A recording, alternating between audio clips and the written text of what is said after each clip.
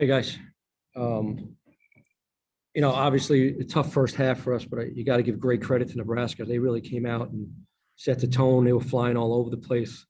I thought Thor Bjornsson, and I apologize to the young man if I got his name wrong, but I thought he really set the tone of the game, and we really trying to catch up to them with all that cutting and they shredding us, making threes. And then on our end, we had 10 turnovers in the first half, and we just couldn't make an open shot. But really proud of these guys. We came in at halftime and we are like, hey, listen, we've been here before. We can do this, but we just had to get back to, being who we were and making sure everybody's just doing their job. And I'm really proud of these guys because, in a situation like this, especially in a tournament game, when you can get down like this, sometimes it's hard to come back. But when we grinded it back and we took the lead, we took like a 1-point lead, and you can just tell in our guys' eyes and in our huddles that they weren't going to give this one up. Thanks, Coach. Let's go first to Mark Brennan. Nate Bauer, you're on deck. Corey Geiger, you'll be third. Jim, what did you say to the team at halftime? Because obviously you struggle in the first half and you come out and play so well early in the second half. And how important was that burst out of the locker room? Thank you. Don't turn the ball over and make a shot. It was almost that simple, guys. But, it was really about, continuing to defend and rebound. Sometimes in the past when our offense doesn't work and we just don't defend and we let the offense affect our defense, and we weren't going to let that happen. So it was really just about everybody locking back in. We reviewed the game plan over again. Obviously, we made a little bit of an adjustment to react to Thor shooting the ball so well. And then it was just about, be us, come out, be the aggressor in the second half. And I thought we did that. And then we didn't turn the ball over, and we knew if we didn't turn the ball over, we were going to get some good shots. And I thought our guys really played with a lot of trust. Nate Bauer, let's come to you. Corey Geiger, you're on deck. Jim, do you think the fact that you've had these games in the past, these types of games where you've fallen into big first half holes, even in games that you might not have won but got back into in the second half, do you feel like those play a part in maintaining a belief, I guess, that you can, consistently dig yourself out of a hole like that? Yeah, I think it helps. I don't think we consistently get into holes. We have gotten into holes, but I think, we did. We brought it up at halftime. I said, we've been here before. So, we know we can make it up, but we're going to have to play better. But absolutely, I think it gives these guys confidence. No doubt being able to come back against Maryland, down 14 with about 9 minutes to go to win the game. No doubt it gave our guys confidence to do that. But again, the leadership and the connectiveness of this group, and the resiliency, they could have put their heads down, whatever we were down at 14 and a half, and could have put their heads down and pouted, and they didn't, man. They just got closer and closer and closer together. And I thought we played really good basketball in that second half. Corey Geiger, let's come to you. Evan Patrick, you're on deck. The rundown will be Evan Patrick, Justin Morgenstein, Tanyan Luce, and then we're going to end the session with Dave Melendra. Jim, Nate just asked what I was going to ask.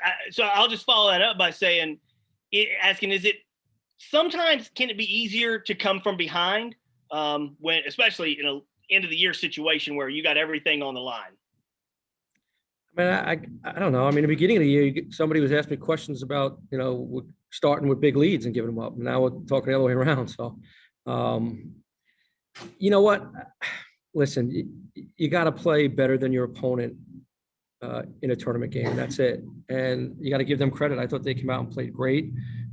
We became the aggressor. But yeah, I guess if you have a lead and you lose it, it could be devastating. But, I think if it would have happened like that, I still think we would have responded. This group, they're resilient. So I would prefer to start up 15 and stay up 15. But there's just too many good teams and too many good players in this league. Evan Patrick, let's come to you, and then Justin Morgenstein, you're on deck. Hey, Jim, how did you address Myron and Isaiah's kind of lack of impact in that first half? That they go scoreless on only 4 shot attempts combined, but then they come out in the second half, they combine for 28, shoot 50%. Did you do anything specific there? Well, you know what? In the first half, I took MJ out with about 2 minutes to go, and I just asked them, they're playing, I'm not. So I just kind of asked them, hey, what are you feeling? What do you see? What do you want? Because we knew we had to get those guys in the groove.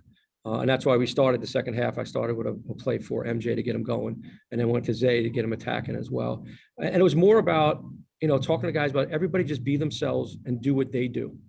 I don't need Trent trying to be John. I don't need MJ trying to be Brock. Like, everybody just do who you are, because we're good when we play that way. So that was really all it was just everybody be aggressive and, trust each other. We're going to go next to Justin Morgenstein. Tanya Luce, you're on deck. Dave Melunder, you'll end this session.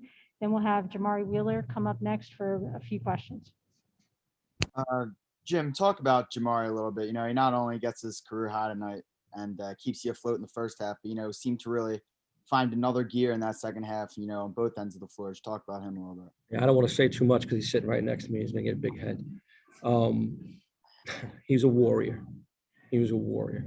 And Jamari, he looked like he was just going to will us to win this game today. He was all over the place defensively. He was so vocal with his teammates. He was demanding of his teammates. He was demanding of himself.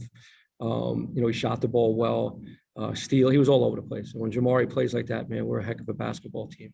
And, considering he really didn't have a great night against Maryland, but if you guys watched that game and you saw him on the sidelines when we took him out, he was just a true leader. So, he's a senior, man. This is he don't want to go away. And if he keeps playing like that, I don't think we're going to go away. Tanya Luce, let's come to you. Dave Melunder, we'll wrap it up with your single question. Coach, you kind of addressed already kind of like playing from behind and everything, but do you think there's a point where you guys really can't afford to do that anymore as you start to play some of the more talented teams in the league, who are maybe more like sound defensively and have the talent across the board to be able to hold a lead? Yeah, I never want to play from behind, ever. It's hard. But, this is a really good league, it's good players. So, but when we get behind, we'll have to put our hands up and stop playing, no matter who we're playing. So, I'd love to come out tomorrow, get up 20, this is nothing, and cruise to a victory. But I don't think that's going to happen. So, we got to be prepared to just play and trust each other and just keep playing, defend and rebound. And you know what? It's a long game. It's 40 minutes. I think we proved that to ourselves tonight. And I would prefer not to get behind tomorrow, but we're going to come out and play the game, and hopefully play the game the right way. Dave Melunder, let's come to you for your final question. Hey, Coach, what was your message to the team after the game, after the performance they had, trying to build off this to keep the one and done scenario going?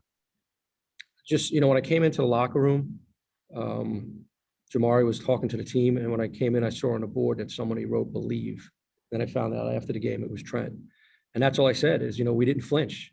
We came together and we believed and we kept working. So all he said is, hey, listen, it's survive in advance. Now let's get home. Let's get back to the hotel and let's get some rest and try to take the next step.